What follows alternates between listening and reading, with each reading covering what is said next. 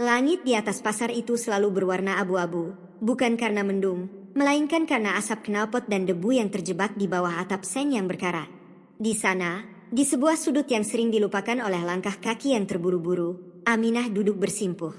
Usianya sudah 65 tahun, namun bagi dunia di sekitarnya, ia hanyalah sebuah objek statis, tak ubahnya seperti tiang listrik atau tumpukan sampah di bak belakang. Aminah adalah seorang wanita yang telah belajar untuk mengecilkan eksistensinya hingga hampir tak terlihat. Di depannya, tergelar selembar karung goni basah yang menampung sisa-sisa sayuran, sawi yang mulai menguning, wortel yang layu, dan cabai yang keriput. Ini adalah sisa dari sisa, ampas dari sebuah sistem yang hanya memuja kesegaran dan kemilau. Aminah memperhatikan setiap pasang sepatu yang lewat di depannya. Ia belajar membaca karakter manusia bukan dari wajah mereka yang tertutup topeng keramahan palsu, melainkan dari cara mereka menapakkan kaki di atas tanah becek. Ada sepatu kulit yang melangkah dengan angkuh seolah tanah ini adalah milik kakek moyangnya, dan ada sandal jepit yang terseret-seret membawa beban hidup yang tak kunjung usai. Bagi Aminah, pasar ini adalah sebuah ruang gelap di mana semua orang berpura-pura menjadi pahlawan bagi keluarga mereka, sementara mereka tak segan menginjak sesamanya demi satu ikat kangkung yang lebih murah. Di titik ini, ia merasa bahwa ada sesuatu yang patah di dalam mesin dunia ini, dan sayangnya, dialah yang terjepit di antara roda-rodanya. Ketegangan mulai merayap ketika seorang pria muda, mungkin usianya baru di awal 20-an, berdiri tepat di depan lapak mungilnya. Pria itu mengenakan kemeja bermerek dengan wangi parfum yang menusuk, kontras dengan aroma tanah dan pembusukan yang menjadi napas harian Aminah. Pria itu sedang menelepon, tertawa keras tentang rencana liburannya, seolah dunia ini hanya berisi kesenangan. Tanpa melihat ke bawah, atau mungkin sengaja melihat namun menganggapnya tak ada, pria itu mengayunkan kakinya yang dibalut sepatu olahraga mahal. Frak! Keranjang kecil berisi sayuran dagangan Aminah terjungkal. Sawi-sawi layu itu kini benar-benar menyatu dengan lumpur hitam yang berbau anyir. Pria itu berhenti tertawa sejenak, menoleh ke bawah, lalu hanya mendecitkan lidah. Tidak ada kata maaf. Yang ada hanyalah tatapan jijik seolah Aminah adalah noda yang mengotori pemandangan pagi yang cerah. Taruh barang itu jangan di jalan orang lewat, Nek. Mengganggu saja, ucapnya dingin sebelum melenggang pergi. Aminah hanya diam. Tangannya yang gemetar mulai memungut satu persatu sayuran itu. Di dalam kepalanya, suara-suara mulai bermunculan, suara yang mempertanyakan mengapa ia harus bertahan di tempat yang tidak menginginkannya. Ia merasa seperti cermin yang retak, memantulkan wajah-wajah orang yang lewat namun tak satu pun dari mereka melihat pantulan diri mereka sendiri pada dirinya. Mereka hanya melihat kemiskinan, bukan manusia. Keadaan semakin menyesakan ketika para pedagang besar di seberangnya mulai berbisik. Bisikan itu tidak halus, melainkan tajam seperti sembilu yang menyayat pelan. Mereka memberi label pada Aminah sebagai pembawa sial, wanita tua yang keras kepala yang hanya memperkeruh suasana pasar yang sudah sumpek. Setiap kali Aminah mencoba memperbaiki posisi duduknya, seseorang yang lewat akan menyenggol bahunya dengan sengaja, memaksanya untuk semakin merapat ke dinding tembok yang berjamur. Seolah-olah ada konsensus tak tertulis bahwa ruang publik ini bukan untuk orang seperti dia. Aminah mulai meragukan keberadaannya sendiri. Apakah ia benar-benar nyata, ataukah ia hanya hantu yang terjebak dalam rutinitas yang menyakitkan? Di tengah hiruk-pikuk yang merendahkan itu, Aminah menyadari bahwa ada sebuah kesalahan besar yang sedang terjadi. Kesalahan itu bukan terletak pada punggungnya yang membungkuk atau pakaiannya yang compang-camping. Kesalahan itu ada pada standar moralitas orang-orang di sekelilingnya yang telah mati rasa. Penasaran dengan kelanjutannya? Tonton sampai habis, jangan di-skip. Ia melihat dunia ini sedang mempertontonkan teater keangkuhan yang luar biasa.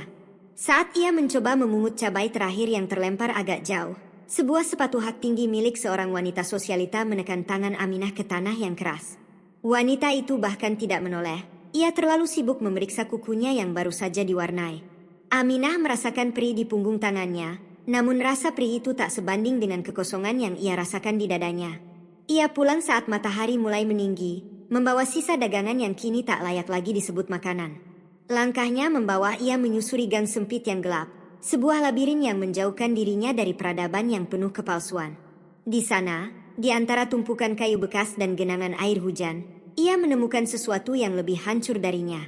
Seekor anjing ras berbulu putih, yang kini berubah kelabu karena lumpur dan darah, tergeletak lemah. Mata anjing itu menatap Aminah dengan sorot yang sama dengan apa yang ia rasakan sepanjang pagi, Pengabaian. Anjing itu adalah makhluk mahal yang kini dibuang karena dianggap rusak. Aminah duduk di samping anjing itu. Ia mengeluarkan satu-satunya sisa roti yang ia simpan untuk makan siangnya. Ia membagi roti itu, menyuapi makhluk yang tak berdaya itu dengan ketenangan yang luar biasa. Di saat itulah, kabut di pikirannya mulai tersingkap. Aminah menyadari bahwa identitasnya selama ini telah ditentukan oleh orang-orang yang bahkan tidak tahu cara menghargai nyawa. Ia telah lama hidup di bawah bayang-bayang label yang diberikan pasar, namun di gang gelap ini, ia menemukan cermin yang jujur. Anjing ini tidak melihat bajunya yang kotor, ia hanya merasakan kehangatan tangan Aminah. Ada sebuah transformasi batin yang terjadi dalam kesunyian gang itu. Aminah yang pagi tadi merasa malu dan ingin menghilang dari muka bumi, kini merasa memiliki sebuah misi yang dingin namun pasti. Ia bukan lagi penjual sayur yang bisa diinjak. Ia adalah pelindung bagi sesuatu yang dunia anggap tidak berharga. Kesadaran ini menghantamnya seperti ombak besar di tengah laut yang tenang. Ia memahami bahwa dunia sedang sakit, dan satu-satunya cara untuk bertahan adalah dengan berhenti memedulikan diagnosis dari orang-orang yang juga sedang sekarat secara spiritual. Ia menghapus noda lumpur di wajahnya dengan ujung kain kerudung. Tatapannya yang tadinya redup kini mulai menajam, seolah ada api kecil yang menyala di kedalaman pupil matanya. Aminah mulai melihat bahwa setiap penghinaan yang ia terima di pasar adalah pupuk bagi kekuatan baru yang sedang tumbuh di dalam dirinya. Ia tidak lagi marah pada pria muda yang menendang dagangannya atau wanita yang menginjak tangannya. Ia hanya merasa kasihan. Kasihan karena mereka terjebak dalam drama materi, sementara ia baru saja menemukan kunci untuk keluar dari penjara mental tersebut. Ia berdiri, menggendong anjing itu dengan sisa tenaga yang ia miliki, dan berjalan menuju rumah kecilnya dengan punggung yang sedikit lebih tegak dari biasanya. Hari itu, Aminah tidak hanya membawa pulang anjing yang terluka, ia membawa pulang kembali jiwanya yang sempat tercuri oleh kejamnya penilaian dunia. Hari-hari berikutnya di pasar itu tidak lagi terasa sama bagi Aminah, meski secara kasat mata, segalanya tampak identik. Ia masih duduk di sudut yang becek, masih diapit oleh tembok berjamur, dan masih memandangi kaki-kaki manusia yang berlalu lalang dengan kesombongan yang sama. Namun, ada yang bergeser di dalam rongga dadanya. Jika sebelumnya ia adalah sepotong kayu rapuh yang hanyut mengikuti arus hinaan, kini ia adalah batu karang yang diam di dasar sungai. Ia ada di sana, namun jiwanya sudah berpindah ke tempat yang tak bisa dicapai oleh kata-kata kasar para pedagang atau tatapan rendah para pembeli. Aminah telah membangun sebuah benteng di dalam kepalanya. Di rumah kecilnya yang nyaris roboh, anjing berbulu putih yang ia temukan mulai pulih. Makhluk itu, yang kemudian ia ketahui memiliki sorot mata yang begitu cerdas, menjadi satu-satunya saksi bisu atas transformasi Aminah. Setiap pagi sebelum berangkat ke pasar, Aminah akan membersihkan luka anjing itu dengan sisa air bersih yang ia miliki.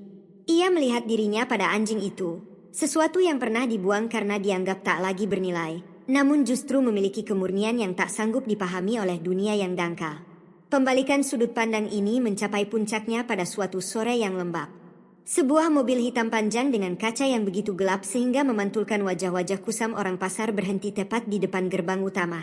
Ini adalah pemandangan yang tidak lazim. Pasar ini adalah tempat bagi mereka yang terpinggirkan, bukan untuk mesin mewah yang harganya setara dengan seluruh isi ruko di sana. Dari dalam mobil, keluarlah seorang pria paruh baya bernama Surya. Ia mengenakan setelan jas hitam yang potongannya begitu presisi, seolah dirancang untuk membungkus kebenaran dan keadilan. Wajahnya keras, namun ada guratan kecemasan yang mendalam di matanya. Surya berjalan menyusuri lorong pasar yang kotor tanpa sedikit pun keraguan di langkahnya. Orang-orang mulai berbisik, menciptakan gelombang rumor yang menjalar cepat. Siapa dia? Pejabat dari mana? Apakah pasar ini akan digusur? Aminah melihat Surya mendekat. Ia tidak merasa gemetar seperti biasanya saat berhadapan dengan otoritas.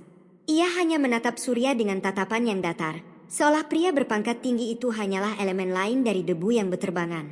Surya berhenti tepat di depan lapak Aminah. Di sana, di samping keranjang sawi yang layu, anjing putih itu sedang berbaring dengan tenang. Anjing itu tiba-tiba bangkit dan menggonggong pelan, namun tidak dengan nada menyerang, melainkan dengan kerinduan yang tertahan. Surya jatuh berlutut di atas tanah becek pasar. Ia tidak peduli jika celana mahalnya ternoda oleh lumpur hitam yang bau. Ia memeluk anjing itu dengan napas yang memburu. "Putih, kamu di sini," bisiknya dengan suara yang bergetar. Keheningan yang mencekam mendadak menyelimuti area sekitar. Para pedagang yang biasanya berteriak menawarkan barang dagangan kini terpaku. Pria muda yang beberapa hari lalu menendang keranjang Aminah kebetulan berada di sana, sedang merokok di depan tokonya. Ia mengenali siapa pria yang sedang berlutut di tanah itu. Itu adalah Bapak Surya, seorang hakim agung yang dikenal tanpa kompromi, pria yang keputusannya bisa menentukan hidup dan mati seseorang di ruang sidang. Melihat sang hakim bersimpu di samping nenek penjual sayur yang paling ia remehkan adalah pemandangan yang merusak logika dunianya. Surya kemudian berdiri, menatap Aminah dengan pandangan yang penuh rasa terima kasih sekaligus rasa malu yang mendalam. Ibu yang merawatnya, tanya Surya. Aminah tidak segera menjawab. Ia membiarkan kesunyian itu menggantung di udara selama beberapa detik, memberikan ruang bagi semua orang untuk menyadari betapa kecilnya posisi mereka saat itu. Dia terluka, jawab Aminah pendek. Suaranya dingin, tak ada nada memohon atau usaha untuk mencari muka. Dunia ini tidak ramah pada makhluk yang lemah. Saya hanya memberinya tempat untuk bernapas sejenak. Surya tertegun. Sebagai seorang hakim, ia terbiasa mendengarkan berbagai macam pembelaan, mulai dari tangisan palsu hingga retorika hukum yang rumit. Namun, kata-kata Aminah terasa seperti pedang yang menembus lapisan pertahanannya. Ia melihat wanita tua ini bukan sebagai objek belas kasihan, melainkan sebagai subjek yang memiliki kedaulatan mental yang lebih tinggi darinya. Surya merogoh kantong jasnya, mengeluarkan sebuah amplop tebal berisi uang tunai yang jumlahnya mungkin bisa menghidupi Aminah selama bertahun-tahun tanpa perlu menyentuh sayuran busuk lagi. Ini sebagai ucapan terima kasih saya, Bu. Tolong terima ini, kata Surya dengan tangan yang sedikit gemetar. Disinilah harga diri Aminah memuncak ke level yang berbahaya bagi mereka yang memuja materi. Aminah menatap amplop itu, lalu menatap mata Surya dengan sorot yang begitu tajam hingga Surya merasa seolah sedang disidang di ruangannya sendiri. Simpan uang itu, Pak Hakim, ujar Aminah dengan nada yang tetap tenang namun menusuk. Jika saya merawatnya karena ingin dibayar, saya akan membawanya ke pasar ini dan memajangnya agar orang-orang kaya seperti Anda bisa melihatnya lebih cepat. Saya merawatnya karena saya tahu rasanya ditinggalkan. Nilai nyawa tidak bisa diukur dengan kertas-kertas di tangan Anda. Seketika itu juga, atmosfer di pasar tersebut berubah secara drastis. Identitas Aminah telah lahir kembali. Ia bukan lagi nenek yang malang. Ia adalah seorang wanita yang memiliki kekuasaan atas dirinya sendiri. Ia berdiri di hadapan salah satu orang paling berpengaruh di negara ini dan menolak apa yang paling diinginkan oleh semua orang di pasar itu. Pria muda yang dulu meremehkannya kini mematikan rokoknya dengan tangan gemetar, tidak berani mengangkat muka. Para pedagang besar yang dulu menghina kini merasa sangat kecil di balik meja dagangan mereka yang megah. Aminah menyadari bahwa ketenangan yang ia miliki sekarang adalah jenis senjata yang paling mematikan. Ia tidak perlu berteriak untuk didengar. Ia tidak perlu membalas dendam dengan kekerasan fisik. Ia cukup menjadi seseorang yang tak bisa disentuh oleh keserakahan dan ketakutan. Ia melihat Surya, sang hakim agung, tampak kehilangan kata-kata. Pria itu, yang biasanya mendiktekan kebenaran, kini hanya bisa berdiri diam mendengarkan kebenaran yang lahir dari mulut seorang penjual sayur sisa. Identitas baru Aminah adalah tentang kekebalan mental. Ia telah melewati fase di mana ia peduli pada apa yang dipikirkan orang lain tentang dirinya. Di matanya, semua orang di pasar itu kini tampak seperti aktor-aktor dalam panggung sandiwara yang buruk. Mereka berpura-pura penting, berpura-pura kaya, sementara di hadapan ketulusan yang murni, mereka semua tampak telanjang dan rapuh. Aminah merasakan sebuah kekuatan mengalir dalam nadinya, bukan kekuatan untuk menindas, melainkan kekuatan untuk tetap utuh di tengah dunia yang mencoba menghancurkannya. Ia tahu, setelah hari ini, tidak akan ada satu orang pun yang berani mengusik keranjangnya lagi, bukan karena mereka takut pada Surya, tapi karena mereka takut pada kilatan cahaya kesadaran yang terpancar dari mata Aminah. Sebuah cahaya yang mengingatkan mereka pada kegelapan jiwa mereka sendiri. Angin sore itu membawa bau tanah basah yang lebih pekat, namun bagi Aminah, udara yang ia hirup terasa jauh lebih ringan. Ia masih berdiri di sana, di depan Bapak Surya yang masih mematung dengan amplop tebal di tangannya. Di sekeliling mereka, waktu seolah berhenti berputar. Para kuli panggul berhenti memanggul karung, para ibu rumah tangga berhenti menawar harga, dan kebisingan pasar yang biasanya memekakkan telinga meredup menjadi bisik-bisik yang penuh ketidakpercayaan. Aminah menatap amplop itu seolah-olah itu hanyalah sampah yang tertiup angin ke kakinya. Baginya, uang itu adalah simbol dari segala sesuatu yang selama ini merusak tatanan jiwanya. Sebuah alat tukar untuk kehormatan yang sebenarnya tidak bisa dibeli. Identitas Aminah kini telah mengeras, bertransformasi dari tanah liat yang mudah diinjak menjadi baja yang dingin. Ia tidak lagi melihat dirinya melalui mata orang-orang pasar yang picik. Ia mulai menyadari bahwa selama ini ia terjebak dalam ruang gelap yang diciptakan oleh opininya sendiri tentang pendapat orang lain. Namun, pertemuan ini adalah cermin yang memecahkan semua ilusi itu. Jika seorang hakim agung, pria yang memegang palu keadilan bagi jutaan orang, bisa tampak begitu rapuh dan tak berdaya di hadapannya, maka apa yang harus ia takuti dari dunia ini? Surya akhirnya menarik kembali tangannya. Ia memasukkan amplop itu ke dalam saku jasnya dengan gerakan yang kaku, sebuah pengakuan kekalahan yang paling elegan. Ia menatap Aminah dengan pandangan baru, bukan lagi sebagai orang asing yang menolong anjingnya, melainkan sebagai sosok yang memiliki otoritas moral yang melampaui gelar hukumnya. "Saya mengerti," ucap Surya pelan, hampir berupa bisikan. "Maafkan kekerdilan cara berpikir saya, Ibu Aminah. Anda benar. Ada hal-hal yang jika diberi harga, justru akan kehilangan nilainya." Aminah hanya mengangguk kecil. Gerakannya tidak lagi menunjukkan keraguan. Ia kembali duduk di bangku kayunya yang reyot, namun cara ia duduk kini menyerupai seorang ratu yang baru saja memenangkan pertempuran tanpa menumpahkan setetes darah pun. Ia mengambil seikat bayam yang sudah mulai layu dan merapikannya dengan tangan yang tenang. Ketegangan di area itu tidak lantas mencair, justru semakin memadat karena kini semua orang tahu bahwa wanita tua yang selama ini mereka anggap remeh adalah orang yang sanggup menolak keberuntungan finansial demi sebuah prinsip yang mereka sendiri sudah lupa cara mengejarnya. Seorang pemuda, pria yang sama yang pernah menendang keranjang Aminah beberapa hari lalu, mencoba mendekat. Wajahnya pucat, keringat dingin membasahi pelepisnya. Ia ingin meminta maaf, atau mungkin sekadar mencari perlindungan agar sang hakim tidak mengingat wajahnya sebagai pelaku perundungan. Namun, sebelum ia sempat membuka mulut, Aminah mengangkat pandangannya. Tatapan mata Aminah saat itu terasa seperti tebasan pedang yang dingin. Tidak ada kebencian di sana, hanya kekosongan yang sangat sadar. Pemuda itu membeku. Ia merasa seolah seluruh isi kepalanya sedang dibedah oleh mata tua itu. Aminah tidak perlu berkata-kata. Tatapannya sudah cukup untuk mengatakan bahwa maafnya tidak diperlukan, karena keberadaan pemuda itu sudah tidak lagi relevan bagi kedamaian batinnya. Pemuda itu mundur perlahan, tertelan kembali ke dalam kerumunan dengan rasa malu yang membekas seperti luka bakar. Dunia mental Aminah kini telah mencapai tahap di mana ia menjadi berbahaya bagi mereka yang hidup dalam kepalsuan. Ketenangannya adalah sebuah ancaman. Bagi orang-orang yang mengejar validasi, pengakuan, dan kekayaan, sosok yang tidak menginginkan semua itu adalah sebuah anomali yang menakutkan. Aminah tidak lagi mengejar siapapun.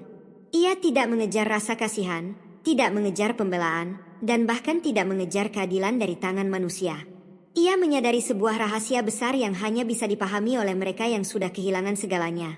Bahwa ketika Anda berhenti mengejar dunia, dunialah yang akan mulai menyesuaikan diri dengan langkah kaki Anda. Bayangan tubuh Aminah memanjang di atas tanah pasar seiring dengan matahari yang mulai tenggelam. Ia melihat bayangan itu dan tersenyum tipis. Bayangan itu tampak kuat, tegak, dan tak tergoyahkan. Ia teringat akan suara-suara di kepalanya yang dulu selalu menghakiminya sebagai orang gagal. Sekarang, suara-suara itu telah lenyap, digantikan oleh kesunyian yang megah. Ia adalah penguasa atas kesunyiannya sendiri. Surya akhirnya berpamitan. Ia menundukkan kepala dengan hormat, sebuah gestur yang biasanya ia terima dari para pengacara di ruang sidang, namun kini ia berikan kepada seorang wanita penjual sayur.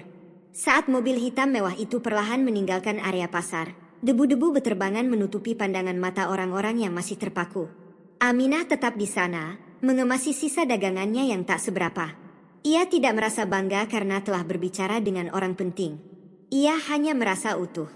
Di sekelilingnya, suasana pasar mulai berubah.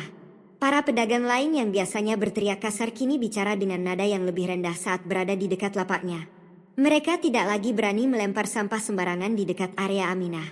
Bukan karena mereka diperintah, melainkan karena atmosfer yang dipancarkan Aminah memaksa mereka untuk bersikap lebih manusiawi. Inilah puncak dari kekuatan mental, sebuah otoritas yang tidak butuh palu hakim atau senjata, namun mampu mengatur ulang perilaku manusia di sekitarnya hanya dengan kehadiran yang murni. Aminah berjalan pulang melewati gang yang sama seperti beberapa hari lalu. Namun, langkahnya kini memiliki irama yang berbeda. Ia tidak lagi menyeret kakinya karena beban rasa malu. Setiap langkahnya adalah sebuah pernyataan bahwa ia telah selesai dengan drama duniawi. Ia melewati cermin besar yang digantung di sebuah bengkel tua. Ia berhenti sejenak dan menatap pantulan dirinya. Di sana, ia tidak melihat seorang nenek tua yang miskin. Ia melihat seorang pejuang yang telah berhasil melepas semua topeng yang dipaksakan oleh masyarakat. Wajah di dalam cermin itu tampak tenang, dingin, dan penuh dengan kesadaran yang tajam. Ia menyadari bahwa penderitaan yang ia alami selama puluhan tahun di pasar itu sebenarnya adalah sebuah proses pembersihan. Hinaan-hinaan itu adalah amplas yang mengikis ego dan kesombongannya hingga yang tersisa hanyalah esensi diri yang tak bisa dihancurkan. Ia adalah penulis dari ceritanya sendiri sekarang. Jika dunia ingin menganggapnya sebagai figuran, silakan saja. Namun ia tahu bahwa dalam naskah semesta, ia sedang memainkan peran sebagai protagonis yang telah mencapai pencerahan pahit. Malam mulai turun menyelimuti kota, namun di dalam gubuk Aminah, cahaya dari sebuah lampu minyak kecil terasa lebih terang dari biasanya. Ia duduk di lantai tanahnya, di samping anjing putih yang kini sudah bisa berdiri tegak. Aminah menatap kegelapan di luar jendelanya dan menyadari satu hal terakhir. Ia tidak perlu lari dari kegelapan, karena ia telah menjadi cahaya bagi dirinya sendiri. Dunia yang dulu meremehkannya kini terasa begitu kecil dan jauh. Ia tidak lagi menunggu hari esok dengan kecemasan. Karena ia tahu, apapun yang dibawa oleh hari esok, ia akan menghadapinya dengan kedaulatan jiwa yang tidak akan pernah bisa dirampas lagi oleh siapapun. Aminah telah pulang, bukan hanya ke rumahnya, tapi ke dalam dirinya yang sejati. Di sana, ia menemukan bahwa kemenangan yang paling hakiki adalah ketika Anda tetap merasa terhormat bahkan saat seluruh dunia mencoba meyakinkan Anda bahwa Anda tidak berharga. Ketenangan ini adalah mahkotanya, dan kesadaran ini adalah singgasananya yang tak tergoyahkan. Malam itu, gubuk kecil Aminah terasa lebih luas dari biasanya, bukan karena ada dinding yang bergeser, melainkan karena jiwanya tidak lagi terhimpit oleh ekspektasi manusia. Di bawah temaram lampu minyak yang menari-nari ditiup angin yang menyelinap lewat celah papan, Aminah duduk terdiam. Di hadapannya, anjing putih itu telah terlelap dengan napas yang teratur, sebuah bukti nyata bahwa kelembutan yang lahir dari penderitaan mampu menyembuhkan luka yang paling dalam. Aminah menatap tangannya yang kasar, penuh dengan garis-garis hitam sisa tanah pasar dan memar yang mulai membiru. Ia melihat tangan itu bukan lagi sebagai simbol kemiskinan, melainkan sebagai instrumen kedaulatan. Kesadaran yang ia miliki sekarang terasa seperti es yang dingin namun menyegarkan. Selama puluhan tahun, Aminah telah berlari dalam sebuah labirin yang dibangun oleh ketakutan akan penilaian orang lain. Ia telah menghabiskan energinya untuk membuktikan bahwa ia layak untuk bernapas di pasar itu, hanya untuk mendapatkan penolakan demi penolakan. Namun, setelah ia menolak uang dari Bapak Surya, sang hakim agung, ia merasa seolah-olah ia baru saja memutus rantai yang mengikatnya pada tanah. Ia menyadari sebuah kebenaran yang menusuk. Dunia hanya memiliki kuasa atas diri seseorang sejauh orang tersebut memberikan izin untuk dinilai. Dan malam ini, Aminah telah mencabut izin itu untuk selamanya. Keesokan paginya, Aminah kembali ke pasar. Namun, ia tidak datang sebagai orang yang sama. Ia berjalan menyusuri lorong pasar saat fajar masih berupa garis tipis kemerahan di ufuk timur. Tidak ada lagi keraguan dalam langkah kakinya. Ia tidak lagi menunduk saat melewati lapak-lapak besar yang memamerkan kesegaran sayur mayur mereka yang disiram air setiap jam. Ia melangkah dengan punggung yang tegak, seolah-olah ia sedang berjalan di atas karpet merah menuju singgasananya sendiri. Ia sampai di sudut becek itu, tempat ia biasa dihina, namun ia melihat tempat itu dengan perspektif yang benar-benar berbeda. Sudut itu bukan penjara, itu adalah panggung di mana ia akan mempertontonkan sebuah eksistensi yang tak tergoyahkan. Orang-orang pasar mulai menyadari perubahan atmosfer itu. Ada frekuensi yang berbeda yang dipancarkan oleh Aminah. Tidak ada lagi aura permohonan atau rasa rendah diri yang biasanya menyelimuti dirinya. Pria muda yang tempo hari gemetar di hadapannya kini memperhatikan dari kejauhan. Ia ingin menyapa, ingin meminta maaf dengan cara yang lebih formal. Namun langkahnya terhenti oleh dinding tak kasat mata yang dibangun oleh ketenangan Aminah. Aminah tidak menoleh ke arahnya sedikit pun.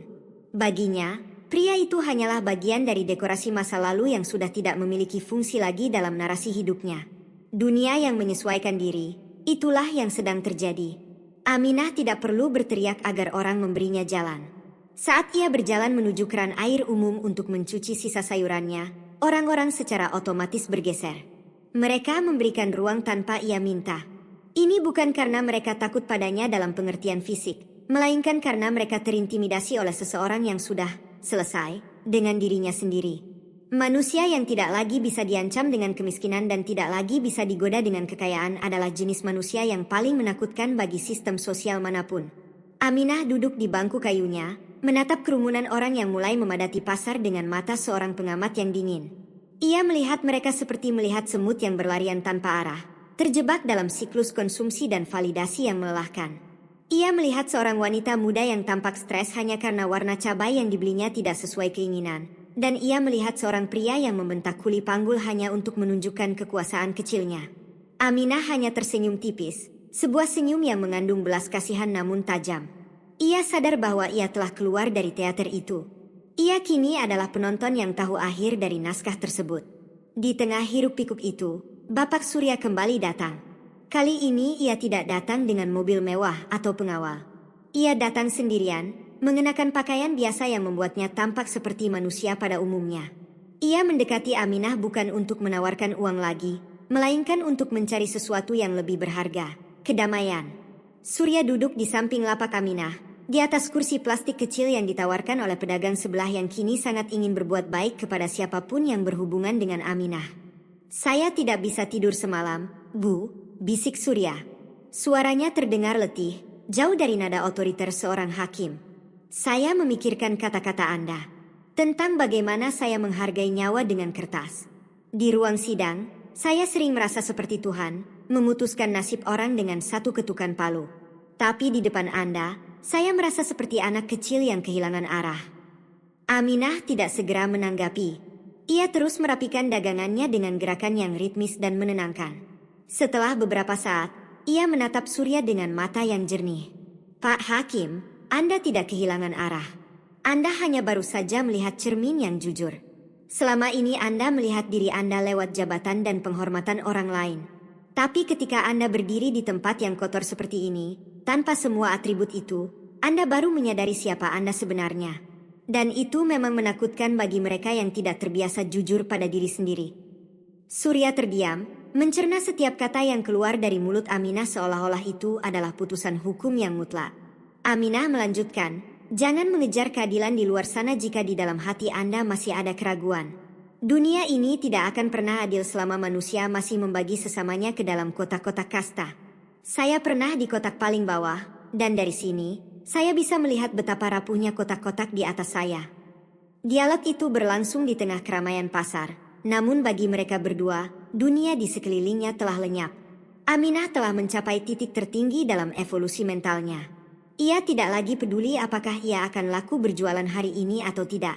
Ia menyadari bahwa ia tidak lagi mengejar apapun. Kebutuhannya telah menyusut hingga ke esensi yang paling dasar, sementara jiwanya telah meluas hingga tak terbatas. Inilah kemerdekaan yang sesungguhnya, ketika dunia tidak lagi memiliki daya tawar terhadap prinsip Anda. Saat matahari mencapai puncaknya, Aminah memutuskan untuk pulang lebih awal. Ia mengemasi dagangannya, yang anehnya hari ini habis dibeli oleh orang-orang yang sebelumnya tidak pernah melirik lapaknya. Ia tahu mereka membeli karena rasa segan atau rasa ingin tahu, tapi Aminah menerima uang mereka dengan cara yang sama seperti ia menerima hinaan mereka dulu, dengan ketenangan yang datar. Uang itu kini hanyalah alat untuk menyambung hidup, bukan lagi ukuran harga diri. Ia berjalan pulang dengan langkah yang ringan, tidak mengejar siapapun, tidak mencari pengakuan dari siapapun. Ia melihat bayangannya sendiri di aspal jalanan, bayangan seorang wanita tua dengan keranjang kosong di punggungnya, namun bayangan itu tampak begitu agung dan bermartabat. Ia telah memenangkan peperangan yang paling sulit, yaitu peperangan melawan persepsi dirinya sendiri yang sempat dirusak oleh dunia. Kini, dunia yang harus menyesuaikan diri dengannya. Jika ia ingin diam, dunia harus mendengarkan kesunyiannya. Jika ia ingin bicara, dunia harus menelan kebenarannya. Aminah telah menjadi penulis cerita terbaik dalam hidupnya, di mana setiap penderitaan yang ia alami hanyalah latar belakang untuk menonjolkan kekuatan karakternya. Ia pulang ke gubuknya, disambut oleh gonggongan hangat anjing putihnya, dan di sana, dalam kedamaian yang sunyi, ia menyadari bahwa ia telah memiliki segalanya. Ia tidak lagi membutuhkan dunia untuk mengakuinya, karena ia telah mengakui dirinya sendiri di hadapan semesta. Itulah akhir dari perjalanannya sebagai korban, dan awal dari keabadiannya sebagai penguasa atas jiwanya sendiri.